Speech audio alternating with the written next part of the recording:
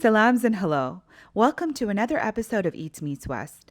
I love pasta in all kinds of ways, so today I'm making a lemon butter spaghetti with skillet shrimp. This is one of my family's favorite Italian fusion recipes, and it's a twist on a shrimp scampi. Make this for a quick dinner that tastes fabulous, creamy and garlicky with fresh lemon and spicy shrimp. Let's get started. To about a pound of large shrimp, which are peeled, deveined, and tail off, this makes it easier to eat with the pasta, I add 1 teaspoon of salt and a half teaspoon of black pepper, a teaspoon of garlic powder, a teaspoon of coriander cumin powder, a half teaspoon of sugar, which helps the shrimp to caramelize in the pan, a half teaspoon of red pepper flakes, a teaspoon of Italian seasoning, which is a combination of dry herbs like oregano and basil, and a half teaspoon of sweet paprika for some color. Mix that together with the shrimp and let that marinate for at least 5 minutes so the flavors can combine. In the meantime, put on a pot of water on medium-high to boil 16 ounces or 1 box of spaghetti. Add some salt, about 2 teaspoons, to the water to flavor the pasta as it boils. When the water comes to a light boil, add the pasta.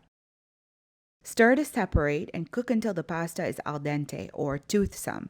This means the spaghetti is not too soft and still has a bite to it. That can take around 10 to 15 minutes depending on the type of pasta and how hot the water is. While the pasta is boiling, make the cream sauce. In a pan on medium-low heat, add 4 tablespoons of butter or 1/4 cup and let it start to melt.